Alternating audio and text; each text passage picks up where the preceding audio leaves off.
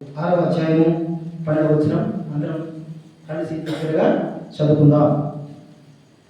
విశ్వాస సంబంధమైన నిత్య జీవనం చేసేవాడు దాని పొందగా దేవుడి అనేక ఆవశ్యకత ఎదుట మంచి ఒప్పుకోలు మనకి ఇక్కడ కావాల్సిన ఒప్పుకోలేనటువంటి విషయమే మనకు ఒప్పుకోవడం కాదు. చాలు ప్రభు సహాయం కోసం మనం ఏం చేద్దామంటే ప్రభు వైపు చూద్దాం. ప్రభు సహాయం కోసం చిన్న ప్రార్థన చేసుకుంటాం.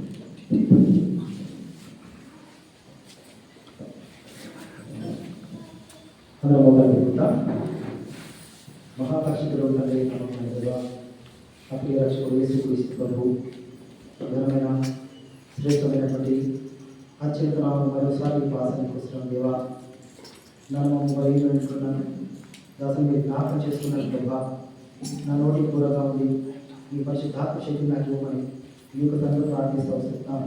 అవును తండ్రి, ఎంతైనా నమ్మదగిన దేవుడు మారనటువంటి మార్చించిన తండ్రి. అవును ప్రభా, మరి ప్రత్యేకంగా ఈ దినము నన్ను సిద్ధపరిచి ఈ మందిరాన్ని క్షేమంగా నడిపిస్తూ వచ్చినారు.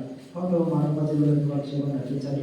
ఇంకా ప్రభా రాగా ఆలస్యం వచ్చేటువంటి కూడా మరి త్వరగా ప్రభావ మరి మందిరానికి వచ్చేలాగా మాటలు ఉండేటటువంటి ఆసక్తి వరకు మరింతగా కలగ చేయమని రేపు చూస్తున్నాం తండ్రి.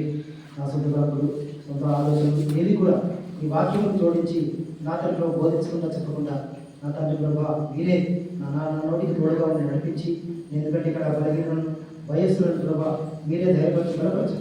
యేసుక్రీస్తు ప్రభు పరిశుద్ధమైన మనం ప్రార్థించాలని పెట్టుకుంటున్నాం తండ్రి.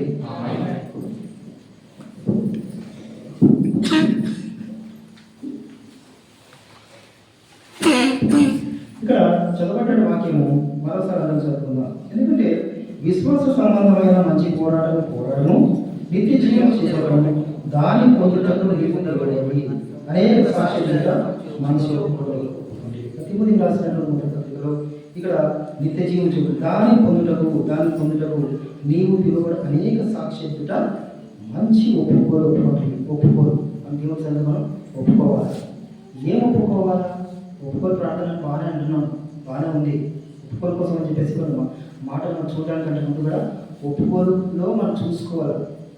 ఇదివరకు ఎలా ఉంది మన బ్రతుకు, మనం ఎలా ఉన్నాం, ఎలా ఉంది, మరి ఇదివరకు ఎలా జీవించాం, దేవుడు మనకు ఇచ్చిన ఆవిష్కరణను బట్టి మనకు ఇచ్చిన ఆవిష్కరణ అంతా కూడా ప్రభా మరి ఎలాగ మనం బ్రతికినాము, ఎలాగ ఉన్నాము సరి చేసుకుంటూ ఇక్కడ సరి చేసుకొని ఆనందంలోకి వెళ్ళాలి.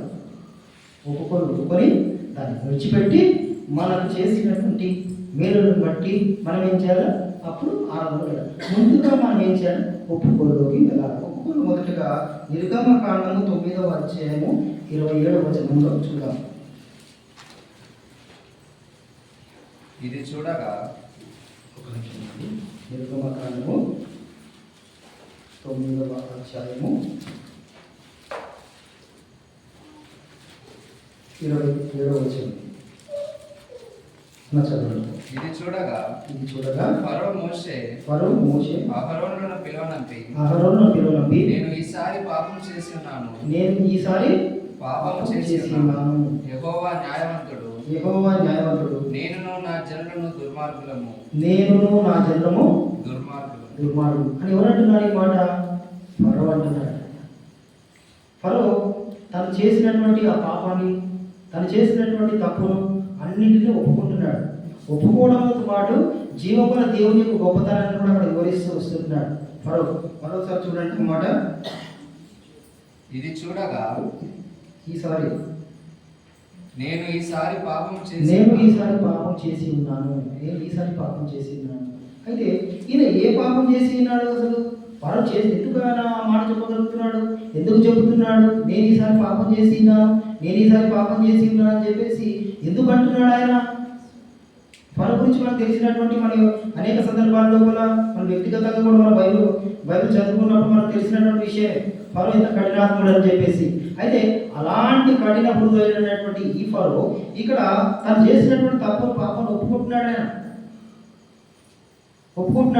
ఒప్పుకోవడంతో పాటు దేవుని యొక్క గొప్పతనాన్ని కూడా తెలియపరుస్తూ వస్తున్నాడు. ఏమని తెలియపరుస్తున్నాడు దేవుని యొక్క గొప్పతనాన్ని? యెహోవా న్యాయవంతుడు, దేవుడు న్యాయవంతుడు అని చెప్పేసి ఫరోని స్వయాన దేవుడు ఏర్పరచుకున్నటువంటి ఇశ్రాయేలు ప్రజలను హింసించినటువంటి ఈ ఫరో యెహోవా న్యాయవంతుడు అని చెప్పేసి ఒప్పుకుంటున్నాడు. అంటే అతను ఒప్పుకోవడానికి గల కారణం ఏంటిది? తన పాపాలన్నింటినీ తుడిచివేయగల సమర్థుడు దేవుడే అని చెప్పి ఫరో గుర్తించాడు కాబట్టి అక్కడ ఒప్పుకుంటున్నాడు. వేరే ఇంకెక్కడ ఒప్పుకోలేదు అతను. మనుషుల దగ్గర కాదు కదా తను ఒప్పుకున్నది. ఎక్కడ ఒప్పుకుంటున్నాడు తను? దేవుడి దగ్గరకు వచ్చి, మీ దేవుడు గొప్పవాడయ్యా, మీ దేవుడు చాలా మంచివాడు, సహాయకుడు, న్యాయవంతుడు, నీతిమంతుడు, ఆయన క్షమించే గుణం కలిగినటువంటి వాడు అని చెప్పేసి ఫరో ఒప్పుకుంటున్నాడు. మరి ఫరో చేసిన తప్పు ఏంటి? ఏం తప్పు చేశాడు తను? ఒక చిన్న మాట చూసుకొని ముందుకు సాగుదాం.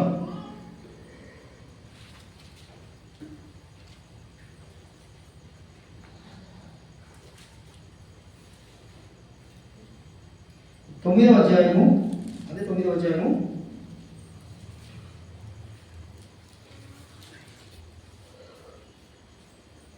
2వ వచనం.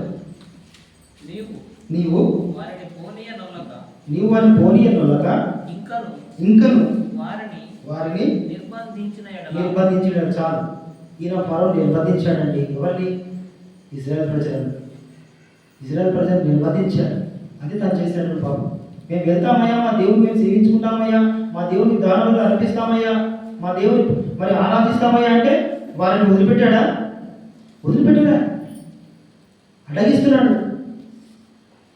అడ్డగిస్తూ వస్తుంటాడు. మనం కూడా అంతే. మన ఇళ్ళలో ఏం చేస్తామంటే దేవుని మందిరానికి తల్లిపోతామంటే మనం అడ్డగిస్తాం. ఏం పోతావులే అమ్మా ఈ మందిరానికి, నువ్వేం పోతావు? ప్రతి వారం పోతూనే ఉన్నావు కదా, దేవుడు మనకి ఏం మేలు చేశాడు అని అడ్డం పడేటటువంటి వాళ్ళుగా ఉన్నాం మనం కూడా. పిల్లవాడు పోతామంటే ఎలా ఎప్పుడు ఈ మందిరమేనా అని చెప్పి అడిగించిన తల్లులు కూడా ఉన్నారు ఈ రోజులలో. భార్య వెళ్తా ఉంటే ఎప్పుడు కూడా నువ్వు మందిరం అంటావు, నువ్వు ప్రపంచంలో ప్రార్థన నువ్వే చేస్తున్నావా అని అడ్డగించి భర్తలు కూడా ఉన్నారు. అదే భర్తలు వెళ్తా ఉంటే ఫరో వలె కఠినమైన హృదయం చేసుకున్నట్టు భార్యను కూడా నువ్వు వెళ్తావా ఇలా అడ్డగించేటట్టు వాళ్ళు ఉన్నారు. అయితే మరి ఏమైందో తెలియదు, ఎక్కడ ఏం జరిగిందో తెలియదు. కానీ ఫరో ఏం చేస్తున్నాడు?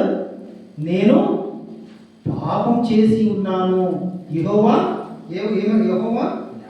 న్యాయవంతుడు అని చెప్పేసి ఒప్పుకుంటున్నాడు. మరి మనం కూడా అంతే. మనం కూడా దేవుని మందిరంలో విషయంలో కూడా ఎక్కడైనా మనమేమన్నా ఫరోవర్ ఇదివరకు అడ్డుపడి ఉన్నామేమో. దేవుడి నుంచి మనకు రావాల్సినటువంటి ఆశీర్వాదాలు రాకుండా మన పాపాలు అడ్డంగా ఉండి మనం ఒప్పుకోలేనటువంటి స్థితిలోకి మనం వెళ్ళిపోయామేమో. అవే మనకు అడ్డుగోడలు ఉన్నాయేమో. మరి ఫరోవలో ఒప్పుకుందామా? మనం కూడా తగ్గించుకుందామా?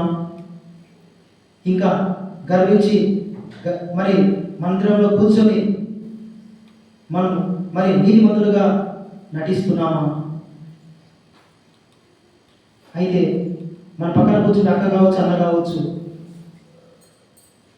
వాళ్ళు గుర్తించకపోవచ్చు. కానీ నీ మనసును, నీ ఆలోచనను, నీ హృదయాన్ని దేవుడు చూస్తున్నాడు. ఎందుకంటే ఈ రోజున నీవు నేను 2020 సంవత్సరం ముగించడానికి మరి కొంచెం సమయం ఉంది. అయినప్పటికీ ఈ సంవత్సరం అంతా నేను నన్ను కాపాడి మరి ఒప్పుకోవడానికి ఏమో మరి బహుశా నీ ఆయుష్కాలం పొడిగించి దేవుడు ఇక్కడికి మందిరాన్ని తీసుకొచ్చాడు. ఒప్పుకొని యథార్థ హృదయంతో ఈ మందిరం ఆవరణ విడిచి వెళ్దామా? అదే పాపపు జీవితం ఉండి అదే మన హృదయమంతా కల్మషంతో కూడినటువంటి మన బ్రతుకు అలాగే ఉండని అని చెప్పేసి తీర్మానించుకుని అలాగే ఇంటికి వెళ్ళి శాపగ్రస్తమైనటువంటి జీవితం అలాగే జీవిద్దామా? ఫరోవలే ఒప్పుకుందామా? ఫరోవలే నేను పాపం చేసి ఉన్నాను అని చెప్పేసి ఒప్పుకుందామా? మరి దేవుని కూడా కీడు తీస్తూ వస్తున్నాడు. యెహోవా న్యాయవంతుడు, నేను నా జనులను దుర్మార్గం. తను ఒప్పుకుంటాడు కదా, మేము దుర్మార్గం. మరి మేము దుర్మార్గం పని చేశామండి. ఎంతో భయంకరమైనటువంటి కార్యం ఇజ్రాయెల్ ప్రజల పట్ల మేము చేస్తూ వస్తున్నాం, మేము చేసాం ఇదివరకు, అలాంటి బ్రతుకుతున్నాం, అలాగే ఉంటున్నాం. నేను నా జనులను దుర్మార్గులు, ఐగుప్తులో నివసించేటటువంటి ఫరో నా జనాంగం అంతా కూడా దుర్మార్గం అని చెప్పేసి ఫరో చెప్తూ వస్తుంటాడు. మరి చెప్పే ధైర్యం నీకుందా? ఏ మనుషులతో ఒప్పుకోవద్దు. ఏ మనుషులు కూడా మనం క్షమించేవాడు కాదు, ద్వేషించేవాడే తప్ప, మనల్ని మన యొక్క కీడు కోరుకునేటువంటి మనుషులే తప్ప ఎవరు కూడా మనకి మంచి చేసే వ్యక్తులు ప్రపంచంలో ఎవరు లేరు. అలా ఉంటారు. కానీ మనల్ని మన కోసం ఆలోచన చేసి మన కొరకే మరణించినటువంటి ఒకే ఒక దేవుడు ఎవరంటే యేసయ్యనే. ఆయన సన్నిధిలో ఉన్నటువంటి మనం ఏం చేద్దాం? ఒప్పుకుందాం. అవును ప్రభా, నేను ఒకప్పుడు దుర్మార్గుడిని, ఫరో లాంటి నీచమైనటువంటి హేయమైనటువంటి క్రియలు కార్యాలు చేసినటువంటి వ్యక్తిని నేను. దయతో నన్ను క్షమించు ప్రభా, ఆయుష్కాలను పొడిగించావు కదా, పొడిగించిన ఆయుష్కాలని నీ సన్నిధిలో నేను ఒప్పుకోవడానికి నాకు ఇచ్చినటువంటి ఈ ధన్యకరమైన సమయం బట్టి నీకు వందనాలు అని చెప్పేసి దేవుని సన్నిధిని ఒప్పుకుందామా? మనకు తెలిసినటువంటి చిన్ననాటి నుంచి మనం చిన్నపిల్లల తరగతులు సండే క్లాసులలో కూడా మనం మన ఇజ్రాయెల్ ప్రజల నుంచి మోసే ఏ విధంగా నడిపించిన అవన్నీ మనం చిన్ననాటి నుంచి వింటున్నటువంటి విషయాలే. ఒక్కసారి మనం లోతుగా అధ్యయనం చేస్తే, లోతుగా ఆలోచన చేస్తే ఫరో అసలు మీరు అనేక అక్కడ రాయబడి ఉంది ఏమంటే, ఫరో హృదయం మరింత కఠినమాయను, అలాంటి కఠినమైనటువంటి హృదయం కలిగిన ఆ ఫరో యొక్క హృదయము ఎందుకు నేను పాపం చేశానని ఒప్పుకుంటున్నాడు? ఒప్పుకోవాల్సిన సందర్భం తీసుకొచ్చాడు దేవుడు. ఆ తర్వాత ఎలా అయినాడు విషయం కాదు. ఇక్కడ మనకి ఈ సందర్భాన్ని బట్టి మనం ధ్యానించుకుంటే, అధ్యయనం చేస్తే, పరిశీలిస్తే అక్కడ ఒప్పుకునేటువంటి పరిస్థితి వచ్చింది, రావాల్సిందే. నీకైనా నాకైనా ఇంకెవరికైనా కూడా. ఎందుకంటే గత్యంతరం లేదు. ఒప్పుకోవడానికి మరి ఫరోకి ఎలాగైతే ఆయుష్ కాలం ఇచ్చాడో ఒప్పుకున్న పరిస్థితికి మరి నీకు నాకు ఆయుష్ కాలం పొడిగించబట్టే కదా ఇక్కడ మందిరంలో వచ్చి కూర్చున్నాం. కాబట్టి అవును, నిన్నటి దినము ఈరోజు దినము కొద్ది గంటల ముందు ఎందరో గతించినారు. నేనైతే నా పాపాలన్నీ ఒప్పుకునేటటువంటి గొప్ప మహాభాగ్యం నాకు ఇచ్చావు దేవా, నేను కూడా ఒకప్పుడు నేను దుర్మార్గుడనే అని యథార్థంలో మనం ఒప్పుకుందాం. మనం విషయం చూద్దాం. సంఖ్యాకాండము 22వ అధ్యాయము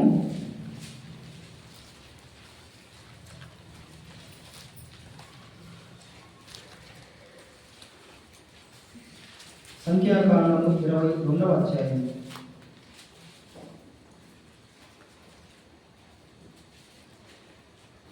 నేను పాపం చేసి అని మాట వచ్చిపోయినా. అందుకు బిలాము నేను పాపం చేసింది, నీవు నాకు ఎదురుగా త్రోవలో నిలుచుట నాకు తెలిసినది కాదు. కాబట్టి ఈ పని నీ దృష్టికి చెడ్డదైతే నేను వెనుకకు వెళ్ళదని యెహోవా దూతతో చెప్పగా ఇక్కడ కూడా బిలాము ఒప్పుకుంటున్నాడండి. బిలాము కూడా మాట్లాడుతూ వస్తున్నాడు. ఏమని? నేను పాపం చేసి తిని. బిలాము కూడా ఒప్పుకుంటాడు కదా, ఇందాక చూసా. ఫరో కూడా ఒప్పుకున్నాడు నేను పాపం చేశానని. ఇప్పుడు ఇక్కడ ఇంకెవరు ఒప్పుకుంటున్నారు? బిలాము కూడా ఒప్పుకుంటున్నాడు. ఎందుకు ఒప్పుకుంటున్నాడు? పాపం ఒప్పుకుంటే తప్పదిగా. తన జీవితం ముందుకు సాగాలంటే ఒప్పుకొని ముందుకు సాగాల్సిందే. ఎవరితో ఒప్పుకోవాలా?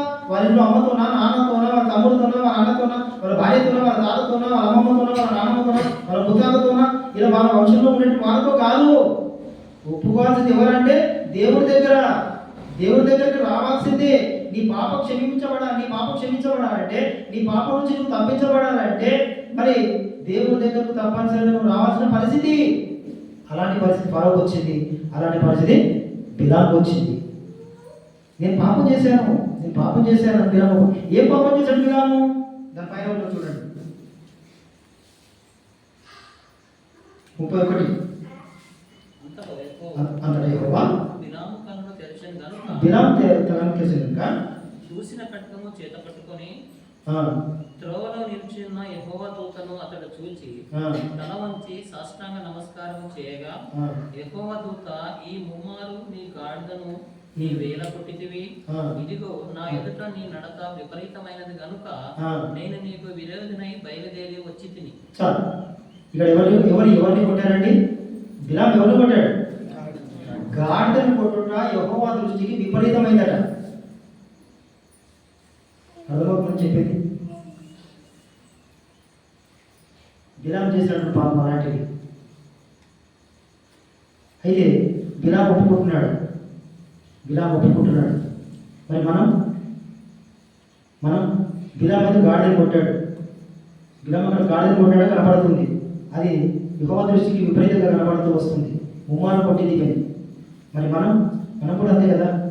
మనం చేతులతో మనం బిలాము అయితే కట్టెతో కొట్టాడు, ఇంకా దేంతో కొట్టాడు మొత్తాలతో కొట్టాడు. మనం నోటి మాటతో కొడుతుంటాం కొందరు. తెలుసా మీకు ఆ విషయం? అదే మీరు అనుకోవచ్చు, నోటి మాటలు ఎలా కొడతామన్నాను. అయితే మన నోటి మాటలు ఎలా ఉంటాయంటే కర్ర కన్నా బలమైనటువంటి మాటలు, కత్తుల కంటే చాలా పదునైనటువంటి మాటలు. అలాంటి మాటల చేత మనుషులను మనం ఇబ్బంది పెట్టేవారుగా ఉంటాం. అవును, బిలాము అయితే గాడిదను కొట్టాడు. ప్రభా, నేను నా నోటితో ఎందరినో నేను ఎవరికి ఇబ్బంది పెట్టాను, ఎవరు మరి నాకు తెలిసినటువంటి మా తల్లిదండ్రులు కావచ్చు, సంఘంలో సహోదరులు కావచ్చు, వారి హృదయాన్ని గాయపరిచాను. ఆ విధంగా నేను పాపం చేసి తిని బిలాము వలె క్షమించవా అని దేవుడు అడుగుదామా? బహుశా చెప్పలేము. రేపు ఉంటామో ఉండమో మనకు తెలియదు. ఈరోజు క్షమాపణ అడిగి దేవుని దృష్టిలో కూడా యథార్థపరంగా ఉందామా? లేదా అడగకుండా హృదయ గర్వంతో మనం నేను చేసేది, నేను ఆ పాపం చేసేది, నేను యథార్థపరుడని, నేను నీతి మంత్రుడని అని చెప్పేసి మనం గర్వంగా ఉందామా? ఇంకా మనం నూతన సంవత్సరంలో ప్రవేశించగల ముందు మరి కొద్ది గంటల ముందు మనం ఏం చేద్దాం? ఒప్పుకొని యథార్థంగా దేవుని దృష్టిలో నీతిమంతులుగా నూతన సంవత్సరంలో ప్రవేశిద్దాం. దేవుడు కూడా హర్షిస్తాడు, సంతోషిస్తాడు. నా బిడ్డ దేవుడు చెప్తాడు, నా బిడ్డ చూడు నూతన సంవత్సరంలోకి సంతోషపూర్వకంగా తన పాపను ఒప్పుకొని నూతన సంవత్సరంలో ప్రవేశించాడని చెప్పి దేవుడు అక్కడ దూతలతో కలిసి ఆనందపడుతూ ఉంటాడు, సంతోషపడుతూ ఉంటాడు. అంతేగాని ఈ లోకంలో జరిగేటువంటి సంబరాలు అలా జరగవు. అక్కడ దూతలతో ఎంతో బలమైన ఎంతో సంతోషకరమైనటువంటి అక్కడ వేడుకలు జరిగి దేవుడు చేసుకుంటాడు. మనం ఇక్కడ క్షమాపణ అడిగితే దేవుడు ఎప్పుడు మన వైపు చూస్తుంటాడు తెలుసా? ఇంకా నా బిడ్డ అడుగుతాడేమో, క్షమాపణ అడుగుతాడేమో, నన్ను క్షమించమని అడుగుతాడేమో చెప్పి ఆతురగా ఎదురు చూస్తాడు. ఎట్లా? మనకు చిన్న బాబు ఉంటాడు అనుకోండి. వాడు చిన్న బుడ్డు అడుగు నడక పెడతా ఉంటే వాడికి వచ్చిన మాటలు మాట్లాడుతూ ఉంటే ఆతురగా రానన్నా అని చేసి చేతులు మనం ఎలా చేస్తాం?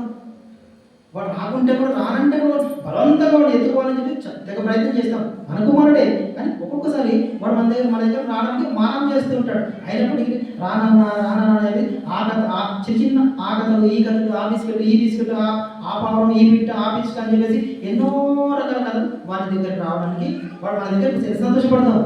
లోకానుసారమైన శరీరానుసారమైన సంతోషమే, కానీ ఆత్మీయమైనటువంటి దేవుడు, ఆత్మానుసారమైనటువంటి ఆనందం, అది ఎంతగా నోటి మాట వచ్చేది మనం చెప్పలేనటువంటి ఆ ఆనందం పరలోకంలో జరుగుతుంది. ఎవరి విషయం? నేను ఆ విషయమే. మరి ఫరో ఒప్పుకున్నాడు, రెండవ వ్యక్తి బిలాము ఒప్పుకున్నాడు.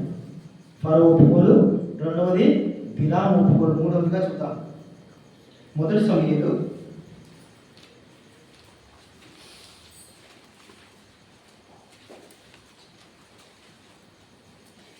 15వ అధ్యాయము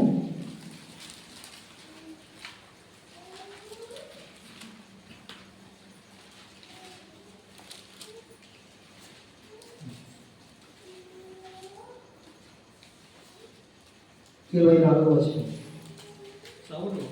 సౌలు జనులకు జడిసి వారి మాటలు వినినందున నేను యెహోవా ఆజ్ఞను నీ మాటలను మీరి పాపం తెచ్చుకుంటాడు. ఇంకొక వ్యక్తి ఒప్పుకుంటున్నాడు. ఎవరి మాట మీరాడట? యెహోవా మాటను ఆజ్ఞను మీరాడట. మీరిన తర్వాత మరి సౌలు ఏమని చెప్పి ఒప్పుకుంటున్నాడు? పాపము తెచ్చుకొంటిని అని చెప్పి. మూడో వ్యక్తి సౌలు, మొదటి వ్యక్తి ఫరో, రెండో వ్యక్తి బిలాము, మూడో వ్యక్తి సౌలు కూడా పాపం తెచ్చుకుంటుంది అని చెప్పేసి ఒప్పుకుంటున్నాడు. మరి సౌలు చేసినట్టు పాపం ఏంటి? 11వ వచనం. సౌలు నన్ను అనుసరింపక వెనుక తీసి నా ఆజ్ఞను గైకొనకపోయిన కనుక అతన్ని రాజుగా నిర్ణయించిన నిర్ణయించినందుకు నేను పశ్చాత్తాపడుతున్నాను. అందుకు సమూయేలు కోపావేశుడై రాత్రి అంతా యెహోవాకు మొరపెట్టి సరే 10వ వచనంలో చూడండి. మొట్టమొదటి అప్పుడు యెహోవాకు సమూయేలునకు ప్రత్యక్షమై ఇలాగ సెలవిచ్చాను. సౌలు విషయం లోపల యెహోవాకు సమూయేలు ప్రత్యక్షమై ఈ రకంగా చెప్తున్నాడు. ఏమని? నా ఆజ్ఞలను గైకొనకపోయేను కనుక. నా ఆజ్ఞలను వినాడండి. నేను చెప్పిన మాట తప్పాడు. ఎవరు? సౌలు. అందుకే దేవుని కోపం వచ్చింది. దేవుని కోపం వచ్చినప్పుడు దేవుడికి కోపం వచ్చినప్పుడు ఇక్కడ సమయంలో మాట మాట్లాడుతున్నాడు. ఏమని? రాత్రంతా యెహోవాకు మొరపెట్టుచుండెను అని. అయితే సౌలుకు తన తప్పు గుర్తొచ్చింది. తెలుసుకుని ఏమంటున్నాడంటే, నేను యెహోవా ఆజ్ఞను నీ మాటలను మీరి పాపము తెచ్చుకోండి. దేవుని మాట కూడా ధిక్కరించాడంట. ఎవరు? సౌలు. మరి మనుషుల మాటలను ధిక్కరిస్తేనే మనుషులకు ఎంత కోపం వస్తుంది. అలాంటి దేవుడికి కోపం వచ్చి చిట్ట చివరి సౌలు బ్రతికేమైంది? రాజుగా సమూయేలు చేత రాజుగా అభిషేకించబడినటువంటి వాడి యొక్క తన రాజుగా ఉన్నాడా? తీసివేశాడు. దేవుడు తీసివేయబడ్డాడు. అది తర్వాత విషయం. కానీ ఇక్కడ మనకు కావాల్సినటువంటి విషయం ఏంటంటే, ఒప్పుకోలు ప్రాంతంలో ముఖ్యంగా మన ఈ వాక్య భాగంలో సౌలు ఒప్పుకున్నటువంటి ఈ ఒప్పుకోలు, నేను దేవుని మాటను మీరాను, నేను దేవుని ఆజ్ఞను నేను ధిక్కరించానని చెప్పి ఒప్పుకుంటున్నాడు. సౌలు అయితే ఒప్పుకున్నాడు, దేవుని మాటను నేను ధిక్కరించాను, దేవుని మార్గంలో నడవలేదు, దేవుడు చెప్పినట్టు నేను వినలేదని చెప్పి సౌలు అయితే ఒప్పుకుంటున్నాడు. మరి మనం ఎందుకంటే దైవసేవకుడు ప్రతిరోజు ప్రతి వారం ఏం చేశాడంటే, అమ్మా 10కి రండి అనేక ప్రతి సంఘంలో ఇది చెప్తుంటాడు. అది ఎవరి మాట? దైవసేవకుని సొంతం కోసమా? సోమవారం నుంచి శనివారం వరకు జరిగేటటువంటి మరి నియామక కూడిక జరుగుతాయి. అది దైవసేవకుల కోసమా? దైవసేవకుల స్వలాభం కోసమా? అది ఎవరి మాట? దైవసేవకుడు సొంత మాటనా? అది కూడా దేవుని మాటనే కదా. మీరు వారపూర్వకంగా రండి వాక్యం వినండి, ఆదివారం త్వరగా రండి, 10కి రండి లేదా 10:30కి రండి, సమయానికి రండి అని ఎవరి కోసం చెప్తున్నాడు? మన బాగు కోసమా లేకపోతే దైవసేవకుని యొక్క బాగు కోసమా?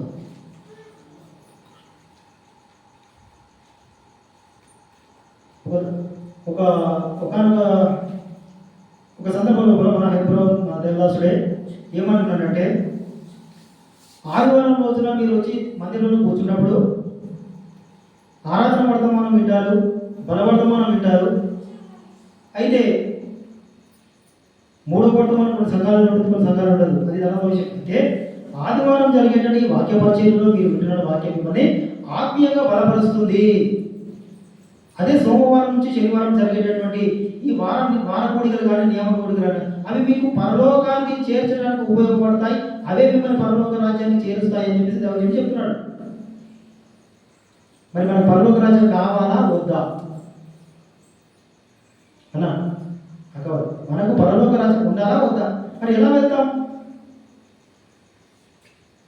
ఆదివారం నుంచి ఆత్మీయంగా బలపడి వారపూడికల్లో చెప్పబడేటటువంటి వాక్యాన్ని అంతా కూడా మనం విని హృదయం భద్రపరచుకొని వాక్యం బలపడి దేవుని కొరకు నమ్మకంగా ఉంటే కదా మనం వెళ్ళేది. అయితే ఇక్కడ సౌలు విషయం ఎందుకు ఉదాహరణ తీసుకొచ్చిందంటే, దేవుని మాట ధిక్కరించే వాడుగా ఉన్నాడు. మనం వాక్యానికి విధేయతగా ఉండలేకపోతున్నాం. నాతో సహా ఎక్కువసేపు మందిరాల్లో కూర్చోలేకపోతున్నాం. మనం 1 గంట కూర్చుంటే విసుకొస్తుంది, అరగంట కూర్చుంటే విసుకొస్తుంది. ఇక్కడ దైవదాసు ఇక్కడ నిలబడి చెప్తా ఉంటే అక్కడ చూసి దైవదాసునికి తెలిసేటట్టుగా నోటితో చెప్పరు, ఏం చెప్పరు. ఇలా అయినా 10 టైం వాచి చూసుకుంటారు. ఎవరి ఓ దైవదాసులో సమయం ఏమైతే త్వరగా ముగించు, ఇలాంటి సిగ్నల్స్ పంపిస్తుంటారు. ఇది కాదా దేవుని ఆజ్ఞను మీరడం? దేవుడేమో దైవదాసుని వాక్యం చేత అభిషేకించి మరి ఎన్నో లోతైనటువంటి విషయాలు చెప్పడానికి ఆ రోజు కూడా సిద్ధపరిచిన మాటలు వినిపించాలని చెప్పేసి దాసులను సిద్ధపరుస్తుంటాడు దేవుడు. మనం ఏం చేస్తున్నాం? ఆ మాటను కూడా వినడానికి మనకు ఓపిక లేనటువంటి పరిస్థితులు మనం ఉన్నాం. అది కదా పాపం అంటే? అది కాదా పాపం? మరి సౌలు ఒప్పుకుంటున్నాడు, అవును నేను యెహోవా ఆజ్ఞను నేను మీరాను అని. ఆయన ఆజ్ఞను నేను పాటించలేదు.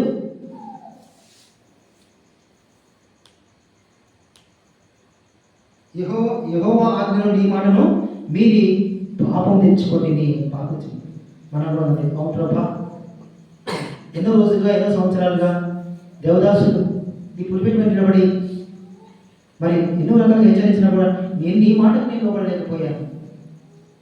ఇలాంటి పెద్ద పాపం చేసినటువంటి వాడిని దయతో క్షమించని చెప్పేసి ఒప్పుకుందామా? ఒప్పుకొని దేవుని సంతోషపడుద్దామా? లేదా ఒప్పుకోకుండా నేను ఇష్టం వచ్చినట్టుగా నాకు తోచిన సమయాన్ని నేను పోతాను, నన్ను కూడా అడిగేదని చెప్పేసి అనుకుంటున్నావా? ఏమనుకుంటానేమని చెప్పేసి దేవదాసులు మిమ్మల్ని అడగకపోవచ్చు, కానీ అడిగేవాడు పడుతున్నాడు ఒక రోజున. ఆయనకి ఏం సమాధానం చెప్తాం మనం? ఇక్కడ మనుషులు ఏమనుకుంటారో బాధపడతారో చెప్పేసి కొన్నిసార్లు అడగకపోవచ్చు, కానీ అడిగేవాడైతే పడుతున్నాడు కదా. మన మనసాక్షి గతిస్తుంటుంది. ఏమని నువ్వు తప్పు చేస్తున్నావు, అయినా కూడా ఏం చేస్తామంటే అక్కడే తొక్కి పెడతాం, అక్కడే అనిచేస్తాం. అంటే ఇవన్నీ దేవుని ఆజ్ఞను మీరినట్టు కాదా? ఆజ్ఞాతిక్రమమే పాపం అని చెప్తుంది కదా. ఆజ్ఞాతిక్రమమే పాపం. మరి మనం ఏదో పెద్దగా ఇంకేదో మనం ఒకరిని హత్య చేసిన పాపం కాదది. ఆజ్ఞను మీరు చెప్పిన పని వినకపోవడమే. దేవదాసుడు ఉన్నాడు, మీకు చిన్న పని చెప్పాడండి, చిన్న పని నోటి మాట, ఈ విషయం పలానా వ్యక్తి చెప్పండి అంతే. దేవదాసుడు ఒక మాట చెప్పి చెవున మన పడింది, మన చెవున వినపడింది. విన తర్వాత ఈ మాట అతని పలానా వ్యక్తికి చెప్పండి అన్నాడు. నేనేంటి చెప్పేది అని చెప్పేసి మనం నిర్లక్ష్యంగా ఉంటే మాట ధిక్కరించిన వాళ్ళమే కదా. దేవదాసుడు అంటే అభిషేకింపబడి వచ్చినటువంటి వాడు. నీకు దేవదాసుల మాటకు లోబడాలా? ఎక్కడ కూడా దేవదాసుల మాటలు కానీ మనం ఎప్పుడు కూడా వ్యతిరేకించకూడదు. అదే దేవుడు మనం ధిక్కరించిన వాడుతాం. మరి సౌలు అయితే చెప్పుకుంటున్నాడు, యెహోవా ఆజ్ఞను నీ మాటలను మీరి పాపం తెచ్చుకుంటుంది. సౌలు అయితే ఒప్పుకుంటున్నాడు, ఫరో ఒప్పుకున్నాడు, బిలాము ఒప్పుకున్నాడు. ఇప్పుడు ఎవరు ఒప్పుకున్నారు? సౌలు కూడా ఒప్పుకున్నాడు. ముగ్గురు ఒప్పుకున్నారు. తర్వాత మన లిస్ట్ వస్తుందో లేదో చూద్దాం. ఇంకొక మాట, యెహోషువ గ్రంథము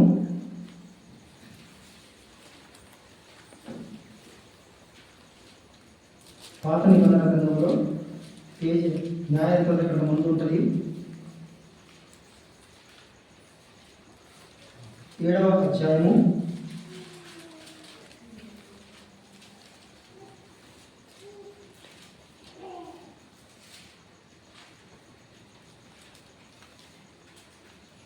20వ వచనం.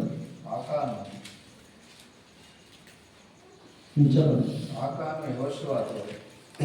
యెహోషువతో ఇశ్రాయేలు దేవుడైన యెహోవాకు విరోధంగా నేను పాపం చేసినది నిజము. ఇంకో వ్యక్తి ఒప్పుకుంటున్నాడు.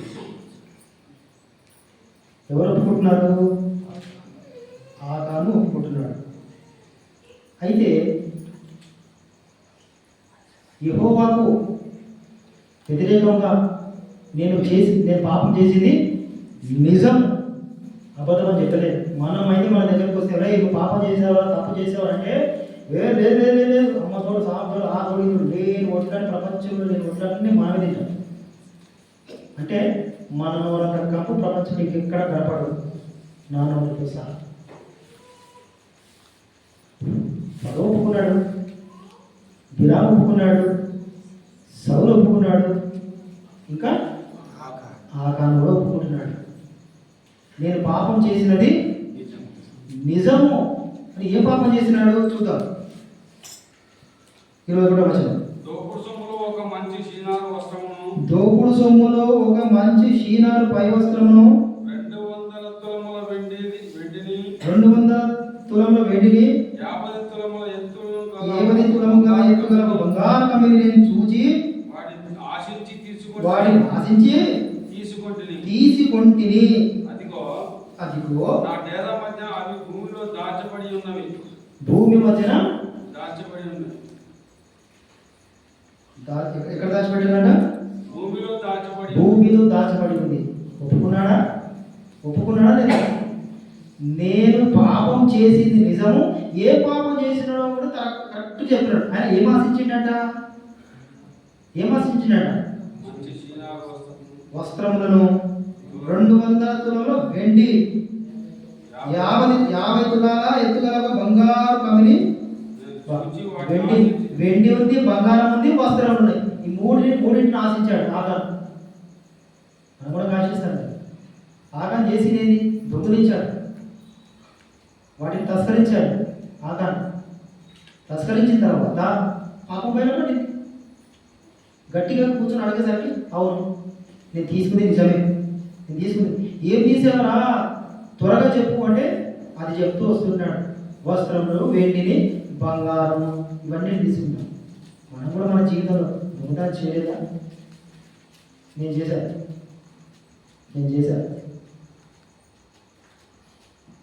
ఒప్పుకోవాల్సింది. అవును ప్రభా, నేను కూడా ఒకప్పుడు ఆకారంలో దొంగనే.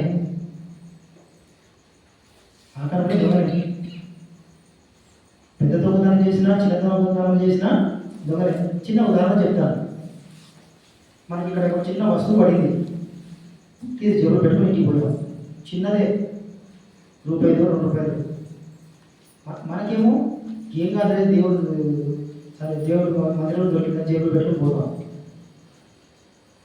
చిన్నతనంలో మన పిల్లలు ఏం చేస్తారంటే, చిన్నప్పుడు చదువుకోవడానికి స్కూల్కి పంపిస్తే, మమ్మీ నాకు న్యూ పెన్సిల్ వచ్చింది, న్యూ ఎరేజర్ వచ్చింది, న్యూ షార్ప్నర్ వచ్చింది. ఎక్కడికి రా అంటే మా ఫ్రెండ్ నేను తీసుకొచ్చిన. అర్థమవుతుందని చెప్పేది. అక్కడ తెలియకనే వాడు అక్కడ తీసుకొని వస్తున్నాడు. తీసుకోవడం తప్ప వాడు తెలిసినా తెలియకుండా వాడు చిన్నతనంలోనే వాడు దొంగతనం చేసి ఇంటికి తీసుకొస్తాడు. అక్కడ నుంచి స్టార్ట్ అవుతుంది. మా తల్లిదండ్రులు మనం ఏం చేయాలా? అక్కడ వాళ్ళు లాగి 2 లపకాలేసి మరుసటి స్కూల్కి వెళ్ళి మా పిల్లోడు ఇది తెచ్చాడు అని చెప్పేసి అందరి సమక్షం పెడితే నెక్స్ట్ టైం వాడు చేయకూడదు. అర్థమవుతుందని చెప్పింది. దీనికి ఒక చిన్న ఉపమానం చెప్తాను. ఒక వ్యక్తిని ఉరి తీస్తున్నారండి. ఏం ఉరి తీస్తున్నారు అంటే, ఇతని భయంకరమైన గజ దొంగ, ఇలా చేసినటువంటి పాపాలకు అంతు లేదు అని చెప్పి ఉరి తీస్తూ ఉంటే, ఉరి కమ్మానికి వేలాడదీయాలని తాడు మెడలో పడింది. ఇక ఆ తలారి అనేవాడు ఆ తాడు లాగడానికి సిద్ధంగా ఉంటే ఆ దొంగను ఏమైనా ఉరిశిక్ష పడినటువంటి వాడిని, మరణశిక్ష పడినటువంటి ఆ వ్యక్తిని అడిగారు, ఏమని, అయ్యా ఇది ఒక చివరి కోరిక ఉందా అంటే, ఉంది సార్, ఒకసారి మా తల్లిగారిని పిలిపించండి అన్నాడు. సరే అని చెప్పి తల్లిగారిని పిలిపించిన తర్వాత, సరే మాట్లాడడం, ఎలా చనిపోబోతున్నావు కదా అని జైలధికారులు అతన్ని తల్లిని ముందు పెట్టారు. అప్పుడు జైలధికారులు అందరూ ఉండమన్నాడు. సార్ మీరు ఇక్కడే ఉండండి, మాకంటూ వ్యక్తిగత గోప్యమైనటువంటి విషయాలు కూడా మీరు అక్కడే ఉండండి అని చెప్పారు. సరే అని చెప్పి ఏం మాట్లాడుతున్నాడు, ఇలా చనిపోతాడు కదా అని చెప్పి అందరూ చూస్తూ వస్తుంటారు. తల్లితో ప్రశ్నిస్తున్నాడు ఒక విషయం, అమ్మా నువ్వు నన్ను చిన్నప్పుడు షాప్ పంపించావు కదా, ఒక కోడి గుడ్డు తీసుకురామని చెప్పేసి నీవు నన్ను చిల్లరొచ్చి నన్ను షాప్కి పంపిస్తే నేనేం చేశాను, ఒక గుడ్డుతో పాటు ఇంకో గుడ్డు తీసుకొని వచ్చి మరికొంత కాస్త చిల్లర నేను నీ చేతికి పెట్టాను. నువ్వు నాకు ఇచ్చింది ఒకే గుడ్డుకు సరిపడా చిల్లర అయితే నేను 2 గుడ్లు తెచ్చాను, ప్లస్ చిల్లర కూడా వెనక్కి తెచ్చాను. ఆ రోజే నన్ను కనుక మందలించి ఉంటే ఈ రోజున ఇంత భయంకరమైన మరి అంతకుడిని దొంగ అయ్యేవాడు కాదు కదా అని చెప్పేసి ఆ రోజు చెప్తూ వస్తున్నాడు. అంటే మొక్కై వంగని మానవ ఉన్నా. కాబట్టి మనం కూడా ఈ ఉపగోలు ప్రార్థన కంటే ముందు ఈ మాటలు ఎందుకు చెప్పుకోవాల్సి వస్తుందంటే, మన జీవితంలో కూడా ఆకారంలో దొంగతనాలు ఇంకేమైనా ఉన్నాయేమో, మనకు లేకుండా మన పిల్లలు చేస్తున్నారేమో, మన కుటుంబాలు ఇంకెవరికైనా ఉందేమో మనం గ్రహించి గమనించాలి. మనము పిల్లలను కనుక మనం ఆ వయసులో కనుక సరి చేయకపోతే దాంట్లో మనం కూడా పాలి భాగస్తులమే. ఎందుకంటే చెప్పబడి చిన్న ఆ కథలో తల్లి కనుక దండించుకుంటే ఈ రోజున ఉరిగమానికి ఎక్కేవాడా? ఎక్కేవాడు కాదు కదా, ఎక్కేవాడు కాదు కదా. ఆకానైతే ఎంత ఒప్పుకున్నాడు. అవును, నేను వస్త్రాలను దొంగిలించినాను, బంగారాన్ని దొంగిలించాను, బంగారాన్ని దొంగిలించినాను, వెండిని దొంగిలించాను చెప్పి చెప్తున్నాడు కదా. మనమైతే అన్నీ దాపెడతాం, ఎంతో నీతిమంతులుగా ఉంటాం, ఎంతో నీతిమంతులుగా ఉంటాం. మనం మరి ఆ మాటలు కూడా ఎలా వస్తాయంటే మనకి అసలు వాస్తవమైనటువంటి నీతిమంతులు కూడా రానటువంటి మంచి మాటలు వస్తాయి. అలాగా దేవుని సన్నిధికి వచ్చాం. అవును ప్రభా, నేను ఒకప్పుడు దొంగనే, ఆ కాలంలో నేను దొంగతనం చేసినట్టున్నానే అని మనం ఒప్పుకోవాల్సింది.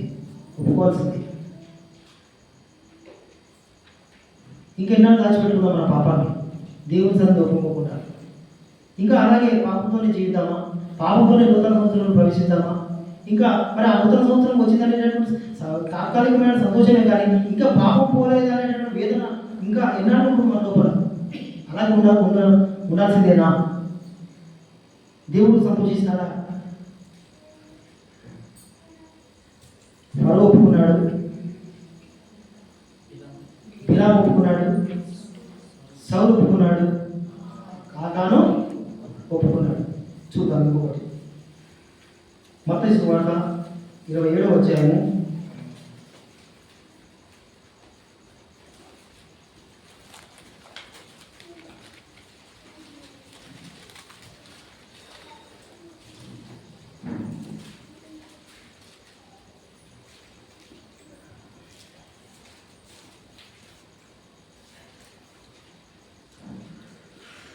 4వ వచనం. నేను నిరపరాధ రక్తమును అప్పగించి పాపము చేస్తున్నానని చెప్పాను. ఇక్కడ ఇంకో వ్యక్తి కనబడుతున్నాడు. నేను నిరపరాధ రక్తమును అప్పగించి నేను పాపము చేస్తున్నానని చెప్పాను. ఎవరైనా యూదా. బహుశా నేను అనుకుంటాను దొంగతనాలు అవి మంది దొంగతనాలు ఇంకా రకరకాల పాపం చేశాడు, కానీ ఈయన ఏకంగా దేవుడిని అమ్మేశాడు. ఎవరు? ఇస్కారియోతు యోధా దేవుని అమ్మేశాడు. ఎంతకి? పైన 3వ వచనంలో ఉన్న చూడండి. అప్పుడు ఆయన అప్పగించిన యూదా ఆయనకు శిక్ష విధింపబడగా చూచి పశ్చాత్తాపడి ఆ 30 వెండి నాణెములు 30 వెండి నాణెలు యేసుక్రీస్తు ప్రభువును పట్టిస్తే 30 వెండి నాణెలు నీకు ఇస్తామంటే వెంటనే ఒప్పుకున్నాడు. పోనీ మన బయట వెళ్తే కాదు, 24/7 ఎప్పుడు యేసుక్రీస్తు ప్రభు వెంట ఉంటాడు. శిష్యులలో ఇంకొక శిష్యుడు, 12 మంది శిష్యులు, ఒక శిష్యుడు. కడవ దూరం బయట వ్యక్తి కాదు, అప్పచెప్పింది అర్థమవుతుందని చెప్పింది. మీకు జాగ్రత్తగా గమనించండి, ఈ విషయం చాలా లోతైన భావం ఉంది. దేవుణ్ణి అప్పగించింది ఎవరో అన్యులు కాదండి, ఆయన శిష్యులలో ఒక శిష్యుడు. దేవుడు 12 మంది శిష్యులు ఏర్పరచుకుంటే ఆ 12 మంది శిష్యులలో యూదా ఇస్కరియోతు అనేటువంటి ఒక శిష్యుడు ఉన్నాడు. ఆయననే ఏం చేశాడు?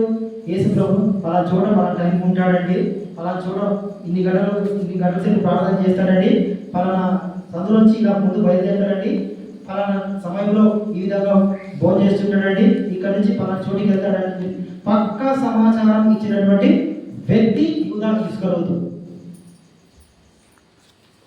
యూదా.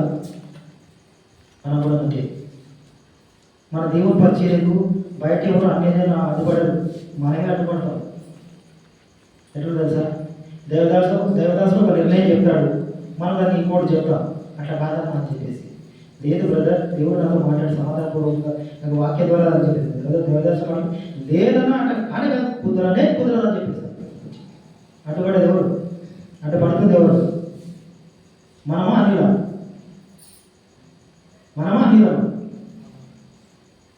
మరి యేసు ప్రభువును అప్పగించిన ఎవరు? మరి మందిరానికి అడ్డంగా ఉంటుంది ఎవరు? మనమే కదా. మరి ఇవన్నీ ఈ పాత సంవత్సరంలో అన్నీ వదిలేద్దాం. 2024తో అవన్నీ ముగిసిపోయినాయి. ఒప్పుకుందాం, అన్నీ ఒప్పుకొని నూతన సంవత్సరంలో నూతనంగా ముందుకు వెళ్దాం. మనం పరవాడి ఉండకూడదు. పరవ ఒప్పుకున్నాడు పాపం, బిలాము ఒప్పుకున్నాడు పాపం, సౌలు ఒప్పుకున్నాడు పాపం, ఆకారం ఒప్పుకున్నాడు పాపం, యూదా కూడా ఆఖరికి ఒప్పుకున్నాడు. అప్పచెప్పిన తర్వాత ఎందుకు అప్పచెప్పాడు? యేసుప్రభు 30 వెండి నాణ్యాల కోసం అమ్ముకున్నాడు. మరి మనం ఏం చేస్తున్నాం? దేవుని సన్నిధిని ప్రేమించాల్సినటువంటి మనం, దేవుని మందిరాన్ని ప్రేమించాల్సిన మనం, దేవుని సమాజంలో ఉండేటటువంటి బ్రదర్స్ అండ్ సిస్టర్స్ ప్రేమించాల్సినటువంటి మనం, వాళ్ళ మర్యాదకు ప్రవర్తించాల్సినటువంటి మనం కూడా అంతే కదా. పైకి కనపడం, మన ప్రెసిడెంట్ అక్క ప్రెసిడెంట్ బాగా చెప్తాం కదా, కానీ మన లోపల పీడ. ఈ అక్కడ పక్కన ఒక అన్న మంచిగా ప్రార్థన చేసి మనం ఓర్చుకోలేమే, ఒక అన్న మంచిగా యథార్థంగా ఆరాధన చేసి ఓర్చుకోలేమే, ఒక అక్క మంచిగా మరి హృదయానుసారంగా ఆరాధన చేసి మనం ఓర్చుకోలేమే. సంగుదాం, వలుగుదాం. దేవుని వ్యతిరేకంగా ఏం చేయకూడదు. దేవుని వ్యతిరేకంగా యూదా చేశాడు. చిట్ట జీవనం తన బ్రతికేలా మూసిపోయింది. తెలిసిన విషయమే. ఉరి వేసుకొని చనిపోయాడు. దేవుని అమ్ముకొని దేవుని వ్యతిరేకంగా పనిచేసి ఉన్న విషయాలన్నీ బయట వాళ్ళకి చెప్పేసి యేసు ప్రభువును పట్టించి చిట్ట చివరికి నేను అట్లా అనుకోలే, యేసు ప్రభువును వదిలిపెట్టాడు, నేను అట్లా కానే కాదు, 30 వెండినాను మీరు తీసుకోండి అంటే ఎవరు ఊరుకున్నారా? ఘోరాలని ఇవ్వాల్సిన మేము ఇచ్చాము, నీతో మాకేం పని అనేసరికి అప్పుడు పశ్చాత్తాపంతో ఏమంటున్నాడు చూడండి. పశ్చాత్తాపడి తర్వాత నేను నిరపరాధ రక్తమును అప్పగించి పాపం చేసి, కాబట్టి నేను దేవుని అప్పగించాను. లోక పాపను మోసుకోవడానికి వచ్చినటువంటి మరి పాప పరిహారాన్ని బలిగా వచ్చినటువంటి దేవుని కుమారుని, మనిషి కుమారుని నేను అప్పగించానని చెప్పేసి అప్పటి తెలుసుకున్నాడు. తెలుసుకునేసరికి అంతా అయిపోయింది. అప్పటికంతా జరగాల్సినటువంటి డ్యామేజ్ అంతా జరిగిపోయింది. వాళ్ళు అన్ని కార్యక్రమాలు సిద్ధం చేసుకున్నారు యేసుప్రభుని సిలువ వేయడానికి. కానీ చివరికి లాభం, ఇంత పశ్చాత్తాపడ్డాడు, ఏడ్చాడు, అవకాశం లేకపోయింది. అయినప్పటికీ నేను పాపం చేశానని చెప్పేసి ఒప్పుకుంటున్నాడు. మనం ఒప్పుకుందామా? యేసు ప్రభుని అప్పగించి కూడా ఒప్పుకుంటున్నాడు ఆయన. మనం ఎన్నిసార్లు అప్పగించాం యేసు ప్రభుని? మనం కూడా ఎన్నిసార్లు అప్పగించాం యేసు ప్రభును? ఎన్నిసార్లు దేవునికి ఇష్టం లేదు మనం సినిమా థియేటర్లో గడప దొక్కాం, సినిమా థియేటర్లో మనం కాలం గడిపాం, ఎన్నిసార్లు అన్ని జనాలను మనం ఇష్టానుసారంగా వాటితో కాలం గడిపాం, ఎన్నిసార్లు మనం దేవునికి ఎదురుగా దేవుని మనకి కీర్తించాల్సిన ఈ నోటితో ఈ నాలుగుతో దేవుడు దూషించే విధంగా, దేవుని అవమానపరిచే విధంగా ఎన్నిసార్లు మాట్లాడింటాం మనం. అలా మాట్లాడాడు కాబట్టి యూదా తిరిగి తన తప్పు తాను తెలుసుకున్నాడు, ఒప్పుకుంటూ వస్తున్నాడు. మరి మనం ఒప్పుకుందామా? ఎన్నైనాయండి? 6వదిగా చూద్దాం. లూకా సువార్త 15వ అధ్యాయం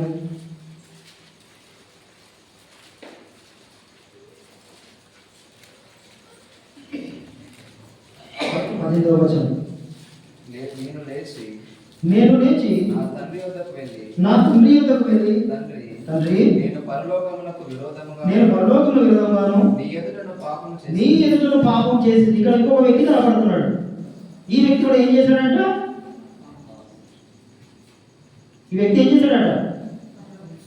పాపం చేసింది అని ఒప్పుకుంటూ ఉంటున్నాడు. ఎవరితో? తన తండ్రి దగ్గరికి వచ్చి, అవును తండ్రి, నేను నీకు వ్యతిరేకంగా నేను పాపం చేశాను, నీకు వ్యతిరేకంగా తిరిగాను, నీకు వ్యతిరేకంగా బ్రతికాను, నా ఇష్టానుసారంగా మీ తండ్రి యొక్క హృదయాన్ని గాయపరిచాను, ఎంతో దుఃఖపరిచాను అని మాట్లాడుతూ వస్తుంటాడు తప్పిపోయిన కుమారుడు. మొదట ఏమో అర్థం కాలే. తప్పిపోయిన కుమారుడు ఏమనుకున్నాడు? తనకున్నాడు జ్ఞానాన్ని బట్టి, తనకున్నాడు తెలివిని బట్టి తండ్రితో మరీ గొడవ పెట్టుకొని నా ఆస్తి నాకు పంచిస్తావా లేదని చెప్పి గొడవ పెట్టుకున్నాడు. నా బ్రతుకు నేను బ్రతుకుతాను, నా ఇష్టానుసారం నేను జీవిస్తాను, కాదన్నా నీవెవడు, నాకు తెలివి వచ్చింది, నేను యవనస్తులను అయిపోయాను, నాకు మంచి చెడును గ్రహించేటటువంటి నాకు జ్ఞానం వచ్చింది, తండ్రి నాకు ఆస్తి ఇవ్వు అని చెప్పి కొట్లాడి తండ్రి దగ్గర ఆస్తిని పంచుకొని పోయాడు. పోయి బాగుపడ్డాడా? బాగుపడి వచ్చాడా లేక చెడిపోయి వచ్చాడా? మొత్తం నాశనమై చిట్టు చివరికి ఒంటి పైన బట్టలు సరిగ్గా లేని పరిస్థితులలో అప్పుడు వచ్చింది తెలివి. అప్పుడు వచ్చిందని తెలివి. మనకు కూడా అంతే కదా, మంచిగా ఉన్నప్పుడు తెలివి రాదు. వద్దురా, పాప చేయకురా, మందిరానికి రండిరా, మా వాక్యం వినండిరా, యువనసల గుడిలో కూర్చోండిరా, అమ్మ కూర్చోడక్క అంటే అప్పుడు తెలివి రాదు. ఏదన్నా సంఘటన జరిగి బయట మనకు వ్యతిరేకంగానో మనకి మనసు గాయపరిచేటటువంటి కొన్ని భయంకరమైన పరిస్థితి బయట జరిగినప్పుడు అప్పుడు గుర్తొస్తాడు దేవుడు. ఒక దైవసేవకుడు వాక్యం చెప్తున్నాడు, మనిషికి దేవుడు ఎప్పుడు గుర్తొస్తాడండి? ఎప్పుడు గుర్తొస్తాడు? ఒకటి జబ్బన రావాలా లేదా డబ్బన పోవాలా, ఈ రెండు సందర్భాల్లో మనిషికి దేవుడు గుర్తొస్తాడు. దేవుడు మిగతా సమయంలో మరి మన దగ్గర సకల సమృద్ధి అయినప్పుడు, సమృద్ధిగా మన దగ్గర అన్ని ఉన్నప్పటికీ దేవుడు మనకు గుర్తురాడు. సంతోషంలో దేవుడు గుర్తురాడు. డబ్బన్న పోవాలా, జబ్బన్న రావాలా, ఈ రెండు నాకు వచ్చాయి. ఈ రెండు జరిగింది నా జీవితంలో. ఈ రెండే, డబ్బు పోయింది, జబ్బు వచ్చింది. By 1 get 3 free. నాకు ఏంటో తెలుసా? ఒకటి వస్తే 3 ఫ్రీ. హార్ట్ స్ట్రోక్ వచ్చింది, దాని తర్వాత బీపీ, షుగర్, గ్యాస్ట్రిక్ ప్రాబ్లం 3 వచ్చింది.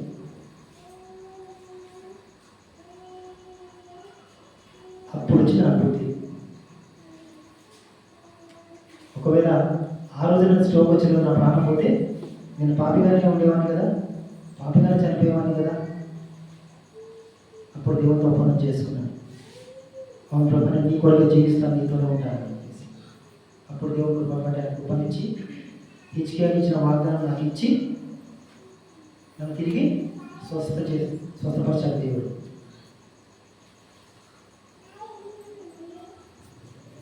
అయితే ఇక్కడ తప్పుల కుమారుడు ఒక విషయానికి వస్తే మొత్తం పోగొట్టుకున్నాడు. నేను మా నాన్న నాకు ఒక 10 లక్షలు ఇచ్చాడు కదా, 10 లక్షలు తీసుకెళ్ళి కోటి రూపాయలు చేసి ఇంటికి తీసుకుందామని పోయాడు. ఆ సాధ్యమయ్యే పైన ఇవాళ పిల్లలు అదే అంటారు, నీకు ఎవరు మమ్మీ, నీకు తెలియదు డాడీ, నా ఫ్రెండ్స్ ఎంత మంచాలో తెలుసా, అసలు నీకు తెలియదు, చాలా మంచోళ్ళు, అసలు నీకు తెలియదు. అరే నా మాట వింటరా, నీ స్నేహితులు ఎలాంటి వారు నేను చూసి చెప్తాను. లేదు నువ్వు రావద్దు, నేను చూస్తాను, నీకు తెలియదు, మేము అందరం చేస్తాం. పోతారు, మొత్తం చేతిలో పెట్టిన డబ్బంతా నాశనం చేసుకుని తీసుకొస్తారు.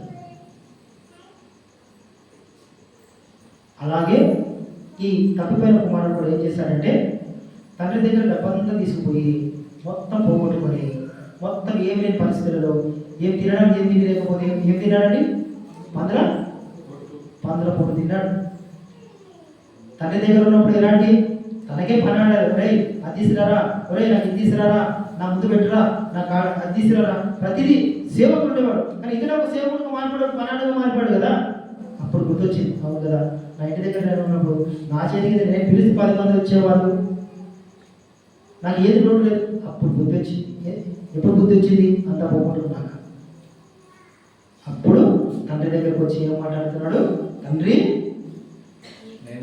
నేను పరలోకంలో విరోధంగా నీ ఎదుట పాపం చేసింది.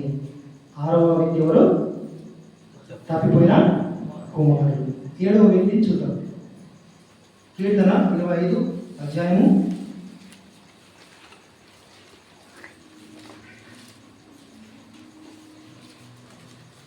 11వ వచనం. యెహోవా నా పాపము బహు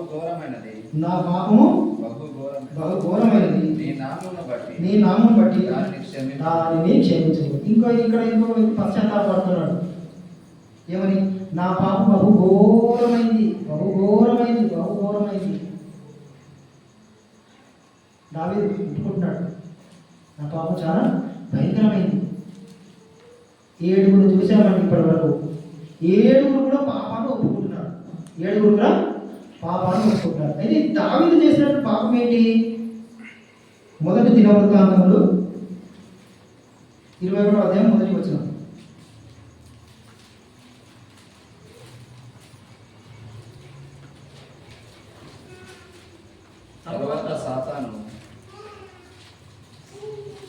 చెప్పండి. తర్వాత తర్వాత సాతాను ఇశ్రాయేలుకు విరోధంగా సాతాను ఇశ్రాయేలులకు విరోధముగా లేచి ఇశ్రాయేలును లెక్కించుటకు దావీదును ప్రేరేపింప చాలు. ఇది ఆయన చేసినటువంటి పాపం.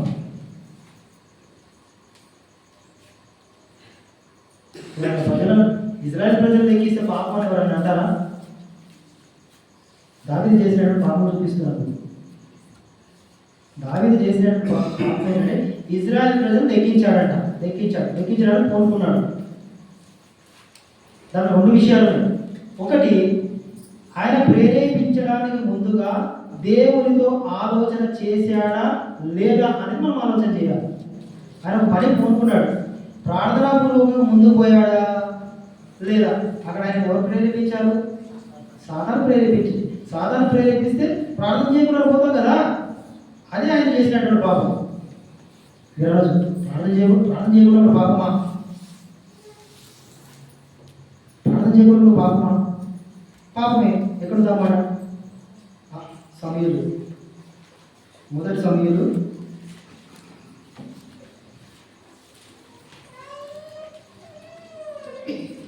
12వ అధ్యాయం 23వ వచనం చదవండి.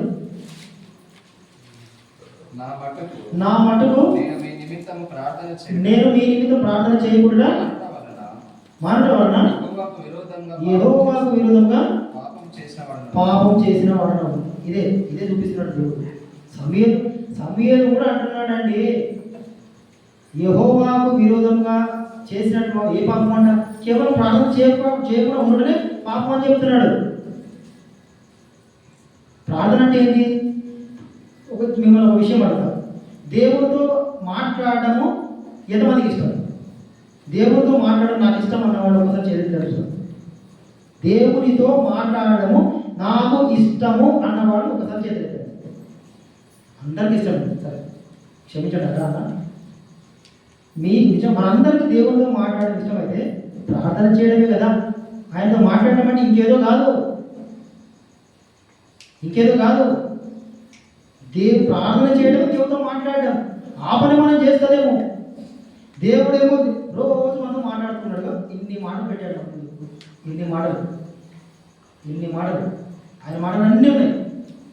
దుఃఖం వస్తే ఓదార్చడానికి మాటలు ఉన్నాయి. వేదన కూడైతే మనకు దగ్గర నుంచి ఆదరించే మాటలు ఇక్కడ దీంట్లోనే ఉన్నాయి. మనం ఎలా బ్రతకాలని చూపించే మాటలు దీంట్లోనే ఉన్నాయి. మనం ఎంతకాలం బ్రతుకు చూపించడానికి కూడా ఎట్లా బ్రతుకుతే మంచిగా బాగుపడతాం అనే మాట దీంట్లో ఉన్నాయి. అన్నీ ఉన్నాయి. మరి దేవుడు అన్ని మాటలు తనే రోజు మాట్లాడుతూ ఉంటే దేవుడితో విసిరాదా? మరి నువ్వేనా మాట్లాడు, మనమేదైనా మాట్లాడు. సమూయేలు అంటున్నాడు ఏమంటే, నేను ప్రార్థన చేయడం మానడం వలన నీకు విరోధంగా పాపం చేసిన వాడు నాకు. అవునండి, దేవుడు ప్రార్థన చేయకుండా ఉంటే అది దేవునికి నువ్వు మనం విరోధంగా పాపం చేసిన వారమే. సమూయేలు చెప్తున్నాడు. సమూయేలు ద్వారా దేవుడు పలికించాడు ఆ మాట. మరి ఇక్కడ దావీదు చేసిన విషయం ఏంటంటే ప్రార్థనాపూర్వకంగా పోలా. సాతాను ప్రేరేపిస్తే ఇశ్రాయేలు ప్రజలు లెక్కించడం ముందుకు పోయాడు ఆయన.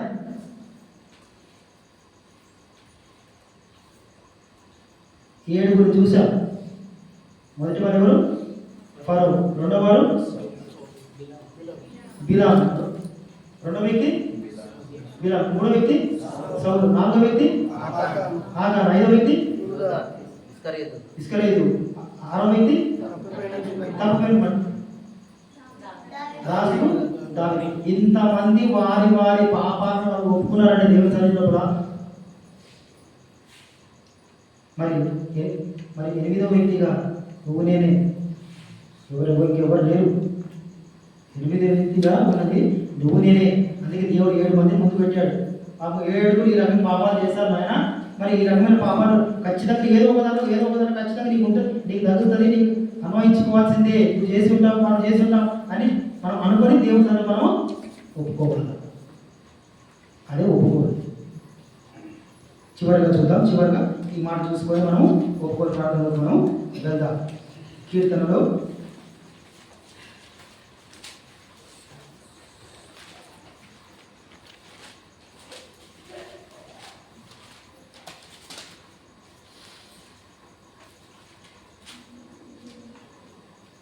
32:5 అంటే తెలిసినటువంటి వాక్యమే. నా దోషం నా దోషమును ఒప్పుకొనక నీ ఎదుట పాపము నీ ఎదుట నా పాపమును ఒప్పుకొంటిని.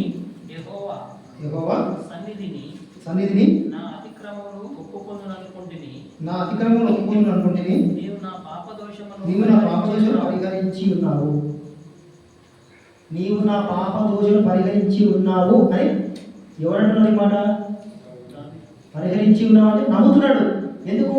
ఒకప్పుడు నేను అలా ఉన్నాను, ఇప్పుడు అలా లేను, అలా చేయను, అలా ఉండను అని ఒక తీర్మానం తీసుకున్నాడు.